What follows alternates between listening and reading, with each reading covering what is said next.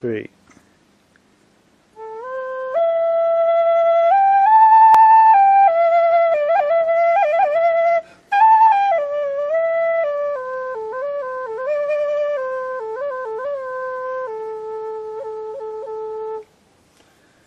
Hello, I'm Niall again from Windelfflutes.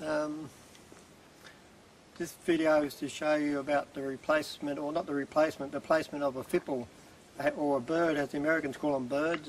Other people call them fipples, which is this little thing here on the flute. From time to time it'll need to taken apart. This is like the maintenance side of a Native American flute. The Native American flutes are made of a long bamboo strip here, and this little piece here, which is never glued on, it's always tied on. And the reason it's tied on, because from time to time you'll need to take it apart. You need to clean under there. Even too much moisture from your breath will clog it up, or a tiny little bit of dirt or dust can get under there and your flute won't be playing properly. Anytime your flute's not playing properly, you take this fipple off, and I'll show you in a minute, and then you just give it a wipe with just any moist cloth, and put it back on. 3. So here's the basic procedure for cleaning the fipple of the Native American flute. So these ones are tied on. It's a pretty simple little knot in the back here. You can undo that knot. Usually it's a little bow slip knot. These are my bamboo Native American flutes that I make in Sunshine Coast in Queensland, Australia here. So we unwind the string, and there you have it. There's the air, just for interest's sake, the air goes down. You're breathing down there. The air goes up this little hole here, through that channel there, with this over it, and down that one. That creates a blowing edge to make the beautiful noise of the flute.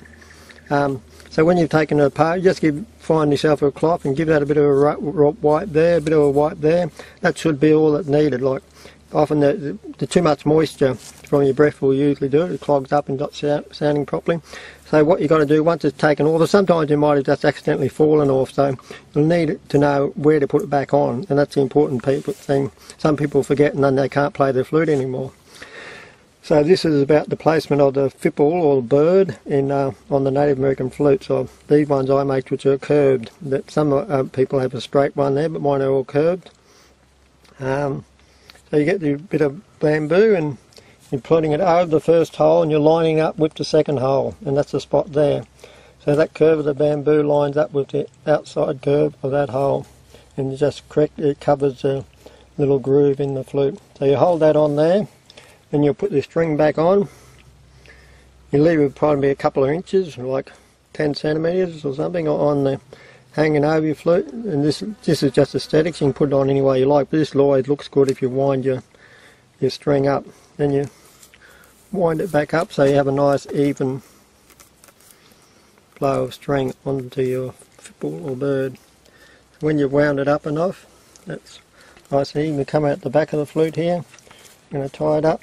Tie one knot, then you tie it in a bow. The bow's good because then you can just pull that pull that when you want to take it off next time. So you will need to do this if you have a Native American flute. It's just sooner or later it won't start playing properly, and it will start not playing properly, and you'll need to do that. And then you have your flute all back ready for action again, and ready for you to make beautiful sounds with it.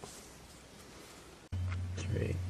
So here are some of the fipples I make. Generally I make like your standard fipple. This one here, it's just curved bamboo. It makes the whole flute very streamlined.